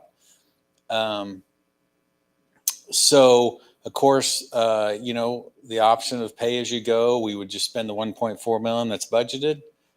We could do the ARPA money. And then of course, in 2023, we would do the 700,000. And then as we're looking out to 2034, which is when the debt service, the land is all paid for, you'd spend around 500,000 that you'd have to spend on the maintenance projects that PEC outlined. And then once 234 hits, that you'll have 1.2 million a year that you could spend because that's how much we're spending on debt service right now. Again, debt service or debt financing, if you want to do a lot of major improvements, we could, and just the 10 million is just what I threw out there. It could be any number. We would have to spend about 320,000 annually for 15 years. And then at 2034, that debt's gone. So really, what your discussion tonight is, how do you want to finance or pay as you go, and what do you want to do? You've got a lot of options to think about, and we're ready to move whatever direction. So the ARPA funds have to be spent by when? There's a date they have to be spent. Is that I think correct? does anybody remember? I think it was 2025 or something like that. I think it was like 4 years or something like that. Is So, it that far out? Yeah. Okay. Yep. Because one of the strategies I'm just drilling up in my head while I was thinking here about what you're talking about is that we go ahead and do the 1.4 million as proposed by PEC this year, and we either do it out of the general fund or we do it with the ARPA funds. And if the ARPA funds have date certain that they got to be spent, maybe we'd be wiser to do that. And then you are sure that you do that, and then take those other funds and use them and have them for leverage and pursue these other projects with financing, some of the bill funds or whatever else we can find where we can get grants and such to do, and have those money ready to leverage so that if you have an opportunity on like a KDOT thing, I think you said there's something coming up in the fall with KDOT to put a proposal together, you can actually say, we're ready to lay 60% of the funds down if you can come up with the other 40% for us. So just what I'm thinking. I'd like to hear other people's thoughts. So. I like the idea of moving forward with the PEC proposal in year one. The maintain versus replace strategy resonates with me, and I think we'd be silly to not do those maintenance items. The other projects, should we bond for those or not? I'm not sure yet, but the idea of taking on more debt, isn't ideal. So, Mr. Mayor, I'm Mr. still not David. sure where those numbers came from. Those are the PEC cost numbers. Are those our budgeted available numbers as well for maintenance? No, because we only budget for the year ahead. So, and that's where PEC, those numbers came from is basically Ted looked at his 5-year forecast and said, I think we may have, I don't remember what it was, 600,000 one year and 500. Yeah. And it could be more than that. It depends on how well, if our growth continues and things like that. We could have more to spend, but it So was we just a got lucky forecast. This year we had 1.4, but next year Yes. we only have. Next year, we're not going to know Okay. until we get closer to the end of the year how much we have left over this year that we can spend next year. So Ted and his very conservative approach towards budgeting, and I really appreciate his conservative approach towards budgeting, always has the year-end surprise that you got this many $100,000 left over that you can use. Okay, so typically the way we finance these street projects, we put them in the capital improvement fund. Okay, so it's okay if you don't spend it this year, even if you earmark it to spend it this year, that it carry over to next year because that capital improvement fund can carry over, whereas other budget items can't. Is that correctly stated? Yeah, so like in the general fund, we may have money left over at the end of the year, and that just rolls over to the beginning balance for that. But capital improvements is a separate fund, as you said, Mayor, and funds are set aside in that for capital improvement projects only. And it's not like you could, pull that back out of capital improvements to fund general government. Once it's in there, it's for capital So that's improvements. how we end up with 1.4. We had some rollover from previous Yes. years. Okay. Yep. All right. That makes more sense then. So, going back on, and I can't remember who said it, if Ms. Ken Lee said it, or if Mr. Ben Avery or Luke Peters, one of the three gentlemen said this, that contractors are busy. And they're saying their only opportunity maybe is the fall. I think maybe we need to give the direction that if we're going to do the 1.4 million this year, we give the direction that we get those contracts drafted now and get them bid out so that we can have them reserved for when they can do them as soon as they can do them. I do have another concern about Pearson's is that we have that cure in place going on in that division this year as well, don't we? Is that true? Yeah. So that's going to be a busy place if we throw some of this in there too. Just a concern. I don't know what it's going to do to our citizens, but I know they need all that bit, but should we do it all in 1 year? And that's something that I need some feedback on. What you think? Well, when will that cured in place process be done? Just a wild guess, of course, but The cured in place, it's ongoing. It should be wrapped up within the next couple of months, if not sooner. okay, It so should not So it overlap. wouldn't overlap with. if we schedule something for this fall, we're not going to Yeah. hurt anybody. And Okay. their streets are bad enough, they're probably going to want us to do something anyway. Yeah. Oh, yeah. Their streets need work. I get that. Okay. In the past, we've kind of waited till the fall to go out for bid for some of our projects because it seems like we can get some more preferential pricing. I think I'm recalling that. Is that still a strategy that we think is appropriate? Some of it is also workload on staff. It's the fall before we can get the project put together to go out to bid and contractor availability as well. I agree with the mayor's comments, by the way, that if we're going to go ahead and move forward with this, we should get it lined up. Yeah, I think we should get it lined up too. And I'm going to go a little farther into some of these things. I think we should leave the money that's in the land bank account and let it pay the next 3 years' payments. And then that money will be freed up for the city to spend on other things. And I would propose that we go ahead and use ARPA money first and some of the 1.4 million to go ahead and do a little bit deeper because we were talking about the curbs. Get some of that stuff repaired too. So we might end up spending more than the 1.4 million to get those streets into decent shape. If you need to. Yeah. I'm not so sure about the land bank funding strategy. I know it's tempting to use that money to fund things now, but getting that land debt off of our books, I think, is going to be really great. And getting that done earlier, I think I would favor that. You mean go ahead and use that, Use, the money to pay down the debt? yep, Yeah. The retire advantage- the land bank The debt advantage earlier. to that is nobody else can spend it. Okay. So be careful here. And Mr. Lasher, if you know the answer to this, please tell me. Maybe it's a Ted question, but I understand under our bond covenants, we can't do any prepayment right now. So what you're doing I mean, that's just the timing of our bonds. Okay, it doesn't mean that bonds don't allow that, but our bonds just don't have any of that call provision available for a couple of years. So what you do is you take and use that money there to actually make the actual annual $1.6 million payment, whatever it is.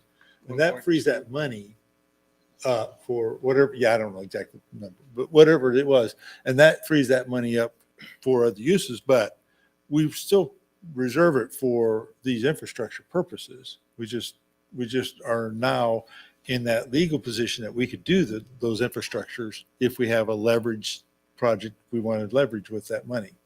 But that's what I'm suggesting is use it to leverage projects with. Right, I that think make you're sense? agreeing with what I said, except you're Okay. saying it differently. Okay, that very well be. That's fine if we are. Yeah, and I think I'm maybe not agreeing, and I'm thinking, hey, the land bank money is there to pay off the land debt. Leave it alone, pay off the land debt, and fund our projects with our operating. I think that's what all three of us are saying. Leave it in the land bank account, pay off the payments as we can, which we can't make an advance payment because we just refinanced and they told us we can't do that for a few years. So what's our position, Ty? We can make a payment. But what it does is it doesn't adjust our schedule. It pays it off early. So our average payment is 1.2 million a year. So if we had, 3.5 million or whatever, that would pay off like we would be done with the debt in 2029. Because right now it's 2034, so we'd cut 5 years off. So that's what happens. Or like what I think John and the mayor are saying is, the other option is that we use that funds to make our annual payments, which frees up the 1.2 million over the next so many years until that money's gone. And then we'd have to start making again. So yeah, those are two options for that. I think I'd like to see the loan documents because I don't think we can do what you're suggesting, which is just make a lump sum payment. I think the banks are counting on those payments in those years. I don't think they want them early. It's unless there's some prepay penalty or something like that. The way I've seen most bond structures, they don't, unless you have a call feature, they don't want the money early. They want it when it's scheduled for. Yeah, but and I can get that. I just remember Ted and I were talking about our options, and he said the option is we could make a payment, one lump payment, and it would shorten the debt. Because I was asking him, my question was, if you make a payment, does that mean our annual payments drop from 1.2 million to 500,000? He said no. If you make a payment, then it cuts off at the end. So basically what happens is the payment is parked in like an escrow account until there's a time it's needed, and then it pays Yeah, out. and if we're going to park it in an escrow account, we ought to get the little bit of interest. Well, I get that. Instead of I parking, get that. Instead of That's the parking it in problem. their account, Yeah, we ought to park it in our It account. depends if it reduces the total amount of interest we pay, right? Yeah, but if it's parked in an escrow account, it doesn't. Yeah, It's just that's what it's I'm just not sitting clear on. there. Yeah, we need to know those Yeah, things. I think we need some more So details on let's this, get some Ty. information on that. Yeah, and Okay. yeah, and the other thing that Ted and I were talking about today is that because it's like your house, most all of our payments go into principal now, so we're not the actual interest we're paying is $20,000 a year. The rest of it's all going to principal. So yeah, but yeah, that is something if you want to look at, we'll get you all the information on it, and you can consider So options for that. is that the consensus? Please go forward with these projects as proposed by PEC and make some. Mr. Mayor, I had just one more question. We hadn't talked too much about the gravel streets. Did we ever decide, does this leave anything in reserve if we were to go forward and pave some of those? We had so much that Bel Aire was going to contribute. So that would be off the table if we go forward with these? I don't necessarily see that off the table, but the proposal I had put out there a couple months ago, and I think staff is working on, is to put out those petitions for the homeowners to pay for that. And we would reduce it by $700,000. Yeah, for that so, program. and that's right. And actually Ken Lee's working on getting those petitions together. And then as soon as he gets those tomorrow, are you getting those to me tomorrow? Yeah. Not to go too deep in the weeds, we have those petition documents. Yeah, not to get too deep in the weeds, but we do have the petition documents put together. I'm working with city staff right now to get the formatting right. We're trying to get them, because there's unplatted parcels, there's lots, there's a mixture of different properties in there, and getting the formatting correct. But our plan is to have that ready to go out this month. By the end of this month, is to have those petitions ready to go out. They're generally complete. It's just formatting at this point. Will that require actions of the council? Maybe. No, I think based on our last discussions on this, I've put together a letter to go out. I'll send that to you all before the petitions are ready so that you can review the letter, make sure that, you know, what you all talked about is what is in the letter. And basically it'll explain that, you know, what the plan is, what the petitions do. And then we'll have a public meeting where citizens can come in and ask questions about how special assessments work, how the petitions were set up, not about whether or not to do the project. I think that's already been decided. And so then we'll send that out, and then we'll see whether we get 51% of the landowners to agree with that. And as Greg was asking, so the 1.4 million is there that we had budgeted, and then we've got the ARPA funds. I think that's what we talked about, is we could use that to match that 700,000. That would still leave us some if we wanted to, try to leverage some money to do a major thoroughfare or some reconstruction of some neighborhood streets. So Did we not talk about including the 700,000 in the bond instead of paying it up front? I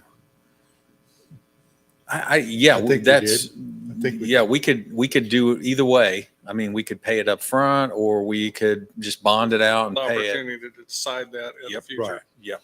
date.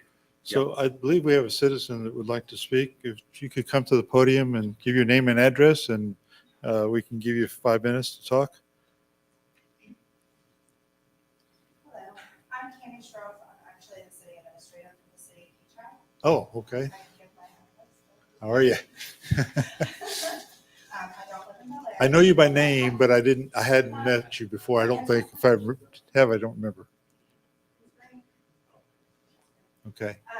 I was just, sorry, first I'd just like to challenge a comment that was made about Keachai residents not being invested in the 53rd Street project, because it's not very neighborly. And I guarantee they are invested in the economy here. And a lot of the funding options that you presented are regional, state, and federal. And so I would argue that they are invested in that as well. And I would just like some clarification on moving forward with $1.4 million option that PEC presented, because I feel like the presentations were a little conflicting when it came to 53rd Street, and that PEC is recommending preservation with mill and overlay versus a complete reconstruct that's being recommended by Garver. So I know that the 53rd Street section between Oliver and Woodlawn is on PEC's preservation list for the first year. So just so I can do some planning also with the Yeah. city of Keachai, if we could get some clarifications on how you intend to move forward with That's a that. good point. I So thank you. didn't see it on here as a proposal for this first year, but you're making a good point. If it is, we certainly need to have more discussion. Yes, Okay. thank you. But if you could clarify that for us at PEC, guys, gentlemen. No, we're not proposing to do any work on 53rd in that first year. Okay. Really in a year. Yeah, I didn't think it was there, but good point. So, I think just to clarify, all of the recommendations that we got years 1 through 10 were for non-arterial streets only. Is that right? It felt like it was all residential, non-arterial. Maybe there was some web resurfacing There's some in like arterial. year 8 or something. There were some arterials. We just left 45th and 53rd on the west ends because we know you guys are planning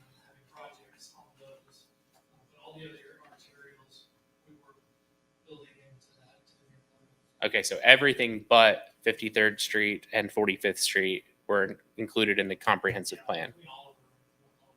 Okay, thank you for that clarification. Thank you. Any other questions, or do we have enough direction for staff on these issues?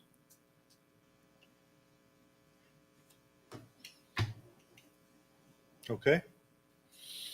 Well, if not, I think we can call it an evening, and thank everybody for your participation and great information. A lot to digest, but I think we'll get moving forward here. And one thing I did want to ask, I forgot. Across the sidewalk on along Woodlawn, is there a plan to do that? Yes, I think Keith's working on trying to get a kind of a design and a bid because Okay. it's pretty steep there, so they're gonna have Yeah. to put a retaining wall and stuff. Yeah. So Well, he's it's working on eroding that. underneath it right now Okay. because there's no retainer there. Yeah. Yep. Well, that little section there is eroding, but there's no sidewalk from there to Okay. Central Park. Yep. Okay. I'll see where we're at on that. Okay, great. Thank you. All right. All right. Have a good evening. Thank you.